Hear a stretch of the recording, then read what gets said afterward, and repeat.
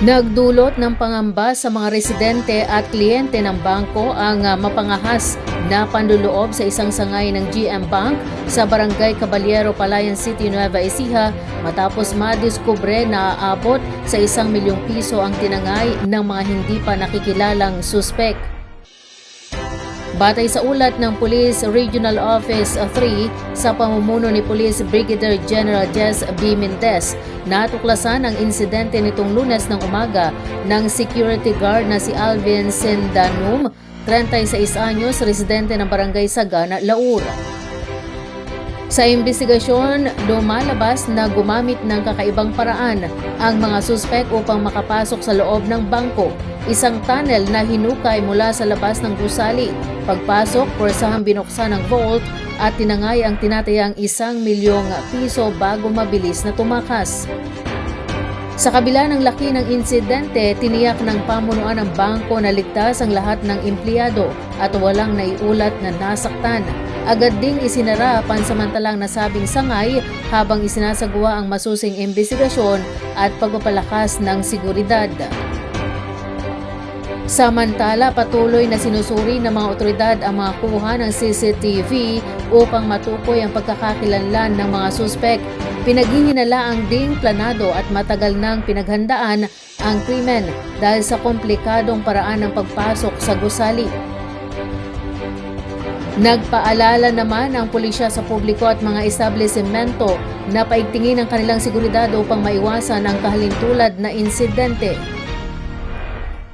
Sa ngayon, maaaring magtungo ang mga kliyente sa ibang sangay ng bangko sa Bungabon at Cabanatuan City habang nananatiling sarado ang Palayan Branch hanggang sa magbigay ng abiso.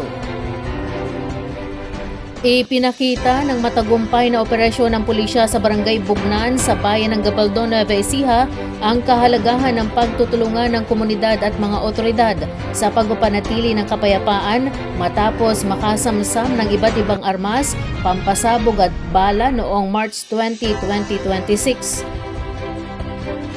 Ayon sa ulat, nagsimula ang operasyon mula sa impormasyong ibinahagi ng isang dating miyembro ng Communist Terrorist Group o CTG na kusang loob na sumuko noong Marso 12. Dahil dito agad na nagsagawa ng masusing internal security operation ang pinagsanib na puwersa ng Nueva Ecija Police Provincial Office at iba pang unit ng pulisya mula Marso 18 hanggang 20. Kabilang sa mga nasamsam ang mga baril, bala, granada at iba pang kagamitang pampasabog na pinaniniwala ang maaaring gamitin sa karahasan kung hindi agad natukoy. Sa pahayag ng Philippine National Police, malaking tulong ang maagap na pagbibigay ng impormasyon ng mamamayan upang maiwasan ang posibleng panganib at maprotektahan ang buhay ng publiko.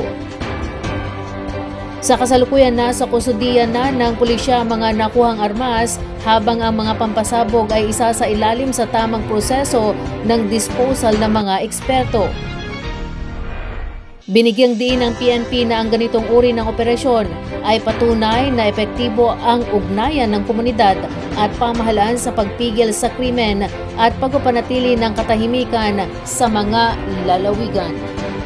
Dagdag kita ang hatid ng pagsasanay sa wastong pagtitinapa para sa mga magsasaka at mangingisda sa bayan ng Nampikwan sa lalawigan ng Nueva Ecija na layong palakasin ang kanilang kabuhayan at hindi lamang umasa sa iisang pinagkukunan ng kita sa nasabing bayan. Pinangunahan ng Bureau of Fisheries and Aquatic Resources o BFAR ang pagsasanay na dinaluhan ng 15 miyembro ng samahan ng mangingisda at magsasaka ng Nampikwan mula sa iba't ibang barangay tulad ng Istasyon, Southeast Poblacion, Cabaducan East at Ambassador. Sa ilalim ng programang Special Area for Agricultural Development o SAAD Phase 2, tinuruan ng mga kalahok ng tamang paghahanda ng isda, pag-aasin, pagpapatuyo at wastong proseso ng pagtitinapa upang makalikha ng mas malinis at di kalidad na produkto. Ayon sa mga kalahok, malaking tulong ang naturang pagsasanay upang mapabuti ang kalidad ng kanilang produkto at magkaroon ng mas mataas na halaga sa merkado. Sa katunayan, nakapagsimula na ang samahan ng produksyon kung saan nakagawa sila ng tinapang bangus at tilapia na kanilang naibenta sa isang lokal na pagdiriwang. Ibinahagi rin ng BFAR na karamihan sa mga kasapi ay umaasa sa pagsasaka bilang pangunahing kabuhayan, kaya't ang aquaculture at pagpuproseso ng isda ay nagsisilbing alternatibong pagkakakitaan lalo na sa panahon ng kakulangan sa ani.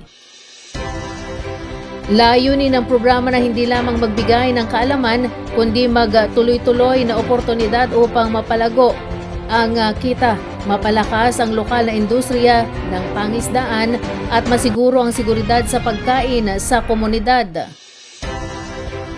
Sa pamagitan ng ganitong mga inisyatiba, unti-unting nabibigyan ng kakayahan ang mga lokal na mamamayan na maging mas matatag at handa sa hamon ng kabuhayan.